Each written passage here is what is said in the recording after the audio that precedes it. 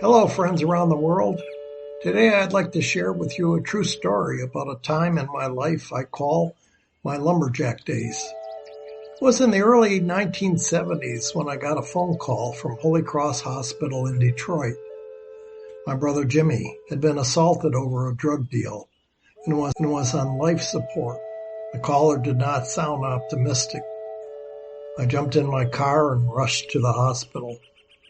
When I got there, I spoke to the director of nursing, who was a nun, who I knew, who informed me that he had been hit over the head with a tire iron and was brain dead. I was selling surgical supplies to the hospital and met with her frequently. She confided in me, stating that as far as they were concerned, Jimmy was dead. But they had a legal problem. My heart ached not only for the terrible situation, but also from the many years of my brother struggling with addiction.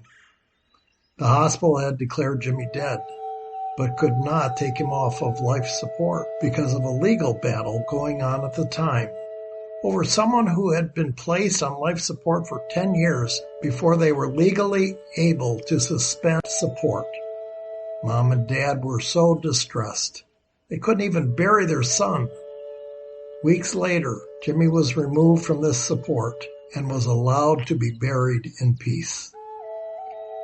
Weeks later, my wife Jan and I had a long talk how and where we were going to have sons. We owned a small cabin in the woods in northern Michigan, and we decided to quit our jobs and move there. Now mind you, this cabin was an exposed basement with a tar paper roof. We had intended to build an A-frame above the basement at some point in time in the future. So I moved into the cement block basement with electricity but no phone. Well, I had to feed my family, right? So I went to work for the guy who built our basement. I became a mason's tender for most of the year and a lumberjack in the winter.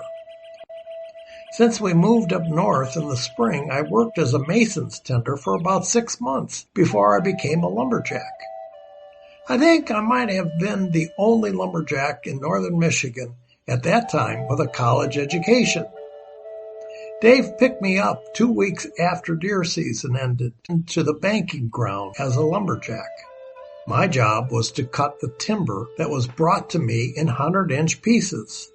When I jumped in Dave's truck that first morning, he looked at my lunch bucket and asked, "What's that for?" I thought, what a stupid question. It's my lunch. And Dave replied, "We don't eat lunch in the woods." I thought, you mean you don't eat lunch in the woods? Well, we got set up at the banking ground, and Dave and the crew set out for the woods.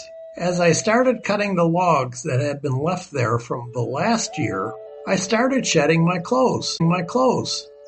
I honestly don't think I ever worked as hard as I did that day.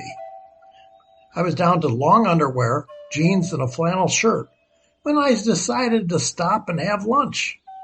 As I sat down, poured myself a cup of coffee, and eat my sandwich, I heard the ski was using approaching with more logs for me to cut. He saw me sitting on the log and asked, "What are you doing?" I said, "I'm eating lunch." He turned off the skidder, jumped down and announced, "We're done for the day." I looked at him and got up. I heard a crunch from my back. As I asked, "Why?" Then I realized my shirt had frozen. Dave said, "You'll never get warmed up. Let's pack it up for today and we'll hit it hard tomorrow." I was humbled by this man of the woods. From that day on, I understood. We don't eat lunch in the woods. In January of that winter, Jan and I went over to Dave and Rita's home to play some pinochle. When we walked in the front door, we saw a duck in the living room. I kid you not.